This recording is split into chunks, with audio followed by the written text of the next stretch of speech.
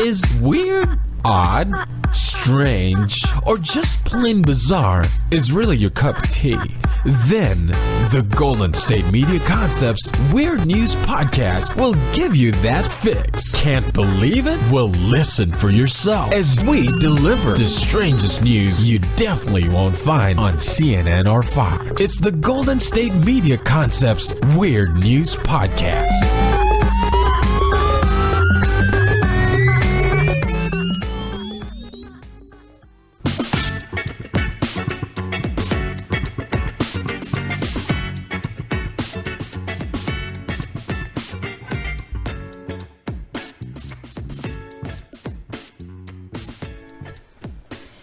Welcome to the GSMC Weird News Podcast, brought to you by the GSMC Podcast Network. I am your host, Heidi, and I'm joined by the wonderful Sarah. Hello. Today on Weird News, I am pretty excited about our first segment because this is about an infamous character in Weird News. I feel like every Weird News episode, Florida Man comes up. Florida Man is infamous. This is like, sort of like the collective mind of Florida Man. Yeah, because it's not the same man in every story. It's just, but it is a Florida man. Yep. It's a lot of Florida men doing weird things. And so when the news comes up and it's like, you know, a guy slaps someone with his alligator, you know, whatever, classic Florida man, it always will come up like Florida man slaps man with alligator, you know, because that's like always the tagline. Right, like, right. You know, Florida like, man, colon. Right, exactly. Or on a previous Weird News episode when I talked about a man losing a bet and covering himself in peanut butter, it'd be like Texas man covers himself in peanut butter in a dog park. Mm-hmm. You know, so that's just kind of how it gets categorized. And I think because of that, we have the infamous Florida Man character who is so strange and comes up in so many Weird News stories. I'm excited to share about Florida Man because not only has it caught my eye, it has become a meme, which I have seen. And also, I guess other people have decided to write about it because of the phenomenon. I think it's because of you. I like to think, you're right. It's probably because of this cutting-edge news telling. Yes. Because of the Weird News podcast. So I guess kind of a classic example. October 2015, Joshua James became an example of Florida Man when he threw a live 3-foot alligator through the drive-thru window of a Wendy's in Florida, which is crazy. And also, where are you getting a live, like, is that just in your car? Like, is that just drive in right, right, road, exactly. It's not a road dog, it's your road gator. Right, or it's just like wandering around the parking lot and you just I see them all the time. So you're like, I'll just pick this up and throw it in, you know, like a piece of trash. Like, I don't understand. That's so bizarre. But that's like a classic Florida Man story. When you see this, you're like, that is so weird. Why, Florida? Why? Yeah, why? And so, I mean, honestly, probably some very strange, ill, maybe well-deserved stereotypes kind of come up. Mm-hmm. Anyway, the action of Joshua James earned him charges of unlawful possession and transportation of an alligator. Sure. Of course, Florida. Anyway, the Miami Herald's Howard Cohen started listing a few hallmarks of a typical Florida man story. So he said, a Florida man tends to generally have firearms. Locations help. Mm-hmm. So like bodies of water, theme parks, Walmarts, Taco Bell, fast food places like that. Also alligators for sure. Reasons for arrest and injuries. He also said drugs and alcohol could be part of it. And like we said, animals, and those would include reptiles in particular. Mm-hmm. Yeah, that sounds like a typical Florida man. Really just like the volume of strange stories and whatnot has led to the trope of the Florida man becoming infamous. In 2013, a Twitter account popped up devoted to curating the Florida man stories. Oh, so I guess it can't be you. Dang it. I know. I really appreciate the confidence that you had in me. Well, I still believe you went back in time. Oh, thank you. I do, honestly. Yeah. And Florida Man became a meme, apparently known as the world's worst superhero. It's a pretty funny meme, Florida Man. I saw one of the Twitter, it's like Florida Man. And then the Twitter caption says, Florida man steals $33 worth of rare coins, cashes them in Coinstar machine for $29.30. Oh, except it was $33,000, not $33. Oh, thank you. You're right. $33,000. It's classic Florida man. Also, Florida woman, that has come up. A Twitter account has followed for Florida woman. Of course, it's not just for men. It's all of Florida. Right. Also, there was an analysis of the Florida man stories conducted by a Miami-based injury claim coach.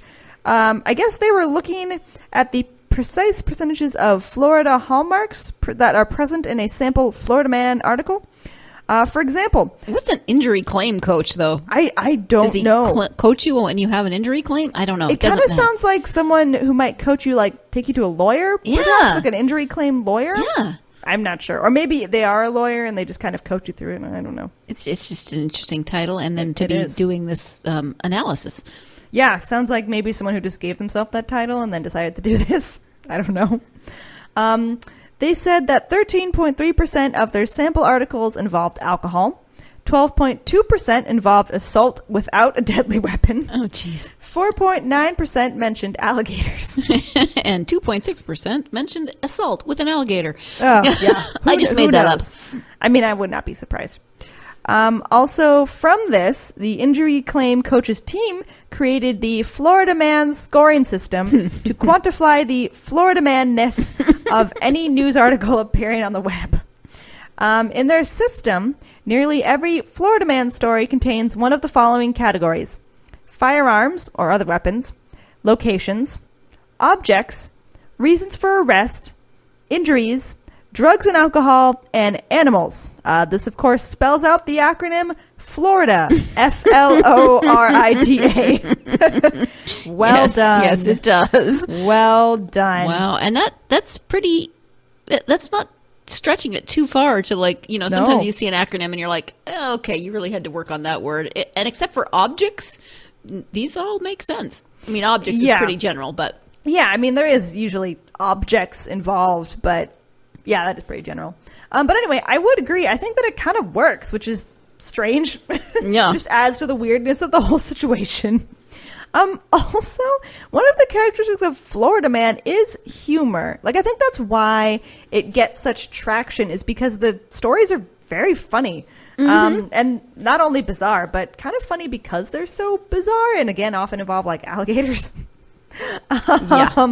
Which, I don't know, I've enjoyed reading about the bizarre Florida Man. Kind of Florida Man. Yeah, exactly. The world's worst superhero. Also, I feel like reading this, I kind of wonder, like, why there are so many strange people in Florida, or why so many stories about this come out. Sunstroke or what? Yeah, I don't know. I'm not sure. Just too many alligator sightings? I don't know. Maybe. Part of this, though, could be due to the state's open record laws. The laws allow reporters to access police records and mugshots, so the stories are accessible. A lot of the time, the mugshots are really just telling in themselves. Yeah. Like, I feel like most of the stories of, like, Florida Man, or at least the ones I've seen on social media, accompany, like, a mugshot next to whatever the strange story is. So, like, the one I shared about the Coinstar, it was, like, on Twitter, and then there's, like, the mugshot picture. And always, I mean, who looks good in a mugshot? Not many people. No. So I feel like just with the mugshot, it's just kind of, extra weird. And you're just like, oh, man, Florida Man's really run down. They all have, like, bad stubble and whatnot. I also want to share some fun Florida Man stories. Oh, please. So, Florida Man and reptile store owner Benjamin Herman Siegel slapped his employees with a bearded dragon lizard after swinging it around the air. He also put the lizard in his mouth during the odd attack. Okay, I own bearded dragons, and I'm offended on behalf of the bearded dragon. Oh, I'm sure that probably... That's awful. Yeah. I mean, okay, slapping the employees is also awful. Yes. But the bearded dragon didn't do anything. And he should not be able to own a reptile store. No. Not at all. No. And he put it in his mouth. See, when I first read that, I thought he put it in his mouth and then slapped them with it in his mouth, but that is not the case. He just also put it in his mouth during the attack, which is very weird. I don't know. Strange guy. Wow. Man, Florida man. So weird. Okay, also, apparently, a naked Florida man, of course, John Hennessy danced in a fire and chanted in gibberish while wielding a knife. In a fire. Yeah. Great. When officers arrived on scene, he grabbed a large wooden stick and started swinging it at them. Police later guessed that Hennessy may have consumed psychedelic mushrooms. Florida man. Florida man Clede Carpuzzi was released from jail on auto theft charges. Soon after he walks out the door, he broke into another car in the jail's parking lot, but he didn't notice a deputy sitting in the car that he had just tried to break into. Jeez. So he was caught and marched right back into jail for his second attempt auto theft charge. Oh, jeez. Give it 5 minutes, dude. Florida man. Florida man doesn't stop. He doesn't take breaks. There's he just more. No. keeps going. Also, Florida man Dominic Breedlove interviewed for a job at a Kohl's. Moments after the interview, he was caught shoplifting 2 pairs of women's running shoes from the same store. I bet he didn't get the job. Yeah, he probably didn't get to keep the shoes either. Oh, Florida man. Oh, wow. Yeah, I don't know. That's so weird. Why Florida? And also, I guess because of their laws, it's possible that other states have equally strange stories. It's just that maybe they're not as easily accessible to journalists. Yeah, maybe not. So, I mean, for all we know... And they don't probably involve as many alligators. Yeah, maybe the reptile like count is down. But... Yeah, exactly. Kind of just the South.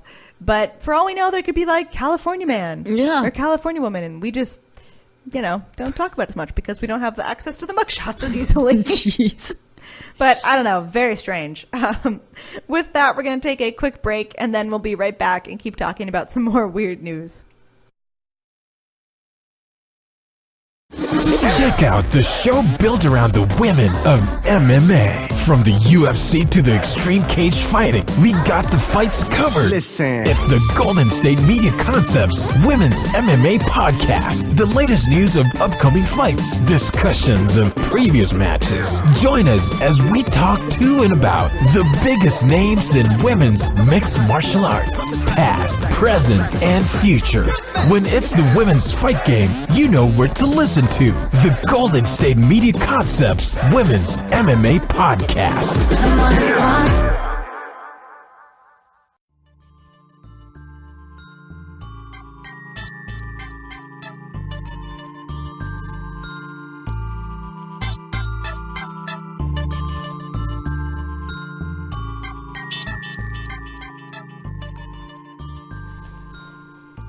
Welcome back to the Weird News Podcast. We are continuing to talk about some strange and odd and kind of funny weird news stories. All of those things, yes. All of them. We have just talked about Florida Man, which is really just a weird news classic. But I want to talk about something else. Something that, for me, I just like this time of year that gets me thinking about it. What I'm thinking about is Girl Scout cookies. It's that time of year again. I love Girl Scout cookies. I was a Girl Scout myself. Did you sell lots of boxes of cookies? I did, but a lot of them also just ended up in my parents' garage because I wanted the prizes. Yeah, see, I sold 1 box to my parents because even as a child, I was a massive introvert. And I was like, you want me to go knock on people's door? No. And I lived in a very small town, so it's not like we sat outside the supermarket or, like they do in bigger towns. No. My parents made me go out and talk to people and sell cookies, which was good because I actually think it helped me, I don't know if business is the right word, but like helped me get out there and talk to people and I don't know, learn telephone voice. You're probably a healthier adult than I am. Well, I don't know. I probably ate a lot of cookies, so I'm not sure if healthier is the right word. Well.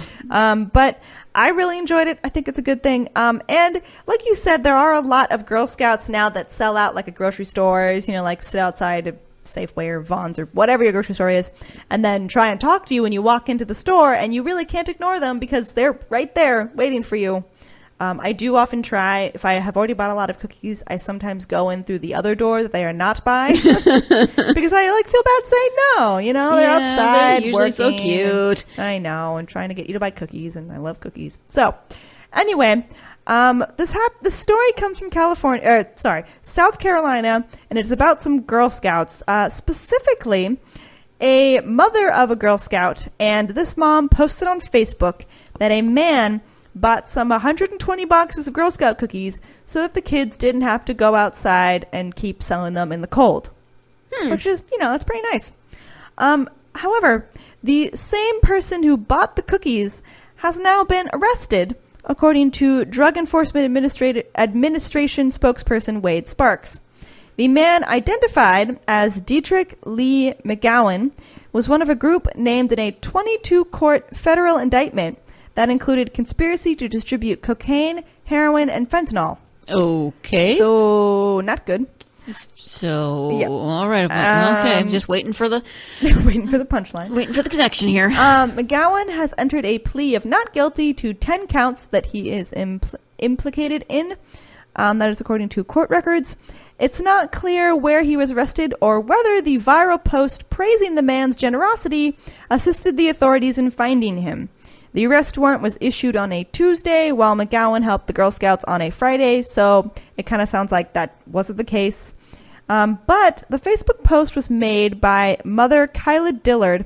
It's no longer public, and she didn't name the man in her post, so I don't think it's directly connected. I could see it if they were, tracking the man, McGowan, for a while, and maybe they somehow made the connection that, right, he had but bought did the she cookies. post a picture of him? I'm she not didn't name sure. him, so I don't know. it'd be hard to know how that would be connected if True. there wasn't a picture or a name. True. Yeah, and the post is no longer public. I'm not exactly sure. Right.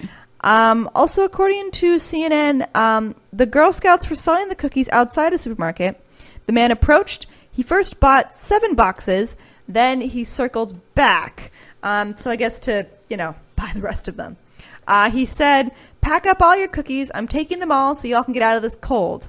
And that's what was posted on Facebook. The report came out to $540 that he paid for all the cookies. That's 108 boxes. They're $5 a piece. Yep, that's a lot of cookies.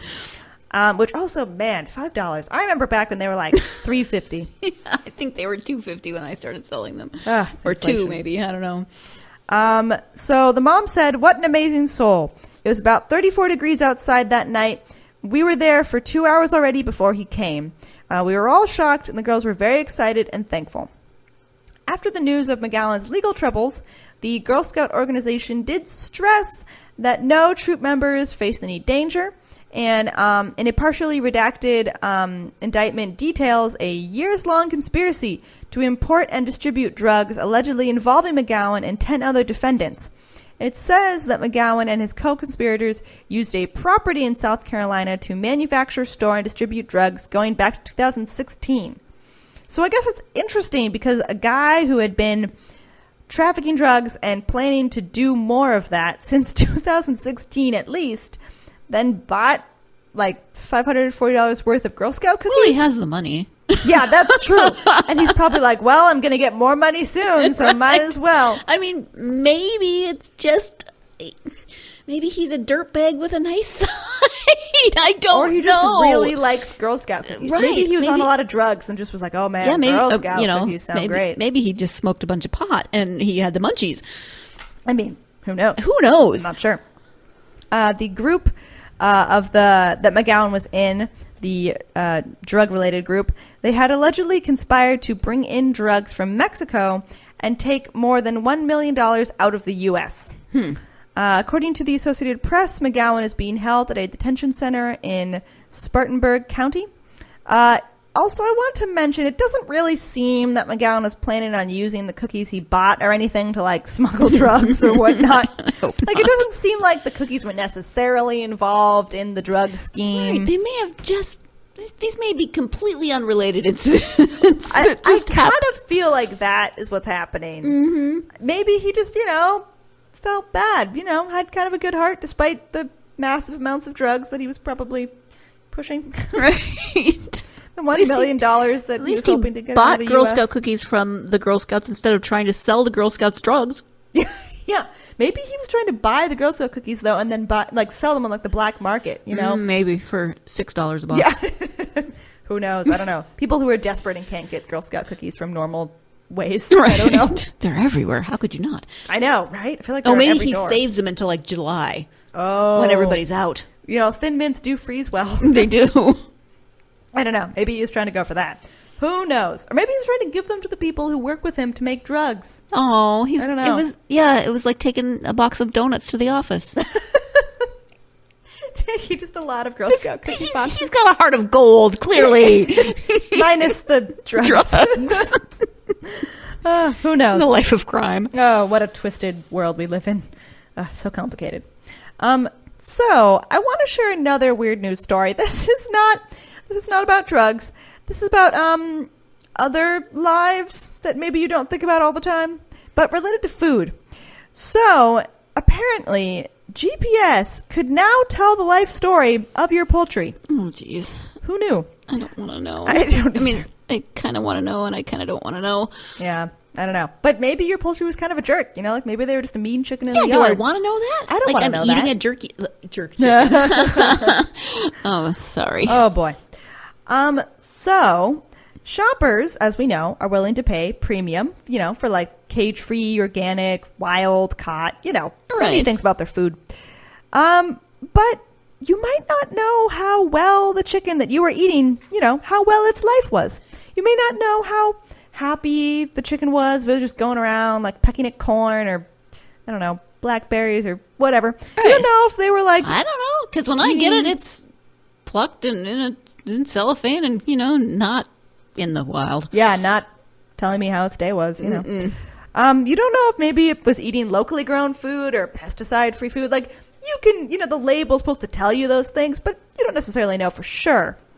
So, one of the potential solutions to this is to put a tracking device on it. Sure. Which is interesting. The chicken doesn't go through enough in its life. Right, exactly. It just needs like an Apple Watch on its leg. It's like that one commercial where they talk about their cows. They put Fitbits on their cows to show you how many steps they take. I don't remember what the commercial Was is that for, a commercial where they said it actually did that? Mm-hmm. Oh, that's kind of cute. Sort of. I guess, before you eat the cow. But, whatever. Okay, maybe you're into it. Apparently, it's not as absurd as it sounds, and that's according to Robin Metcalf, who is a food historian who teaches at the University of Texas at Austin. A GPS tracker strapped to the leg of a chicken, Metcalf says, means that people who potentially will buy the chicken will know every step that the chicken has taken. Or not taken. It's just sitting on the couch watching Netflix. Well, you never know. It could just be hanging out with the other chickens, like gossiping or whatnot, talking Exactly. about what's going on in the yard. You don't know. Maybe Yeah. your chicken didn't exercise. Right. You didn't want to, and you could have a lazy chicken. I would not be surprised. But Zhang An, which is an online Chinese insurance company, has already outfitted more than 100,000 chickens with trackers. These sensors upload information, such as how much exercise each chicken gets and what it ate. The company says the technology will be on 2,500 farms in China by next year, which is interesting. Also, an insurance company. That's curious that an insurance company wants to do that. Yeah. Is this actually helpful, or do we just have too much time on our hands? Well, I don't know. I don't feel like I want to spend my time where my chicken walked. Like, I feel like kind of ignorance is bliss at a certain point. Well, yeah. Like maybe it didn't walk. I don't really want to know that. I don't know. I'm not sure. We're going to take a quick break, and then we'll be right back and keep talking about some more weird news. This is your ultimate stop for everything sports. The Golden State Media Concepts Sports Podcast. Should I say more? From the NFL, MLB, the NBA to MMA, it's all in here. The Golden State Media Concepts Sports Podcast. Listen now.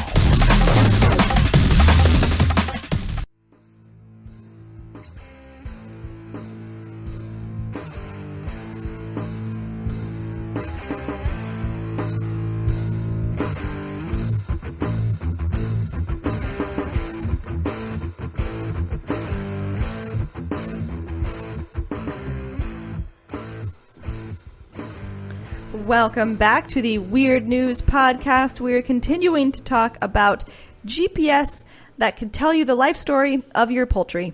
And I did look it up over the break, and the commercial is Organic Valley. Oh, And yes. looks- That is for the cows that did have The cows tracking with the put on them. Fitbits, and yeah, so they're dairy product, so you can see how far your cheese walked. Yep. I want to know that. You know, see the ladies strolling around and eating grass and taking a bunch of steps. Also, they probably walk more than we do. I'm sure they do. Do they have more steps then because they have more legs? Maybe that would... Well, maybe... See, now I feel like the exercise of a cow is inflated. I might have walked just as far as the cow did, but they just have more steps because they have more legs. I don't know. I don't know how they figured that out. I don't know how that works. But, I mean, not that it really matters, but I'm going to drink the milk anyway. Okay. So I want to mention, the company that I talked about in China, they outfitted chickens with trackers. Apparently, also being worked on is facial recognition technology so that consumers can one day make sure the organic chicken they saw on the farm is the same one that ends up on their plate. They don't have faces on your plate. What? No. Maybe like before the chicken walks into the slaughterhouse, it this has is like going too far. They take a mugshot? Yeah, they take a picture of the chicken. This is going too far. I don't know. That's really funny. Also, tracking technology is apparently already being used by the California-based company Driscoll's, which is the largest berry distributor. Oh, and what? It's being used to monitor shipments in real time. Okay, I'm going to say the berries are not walking around.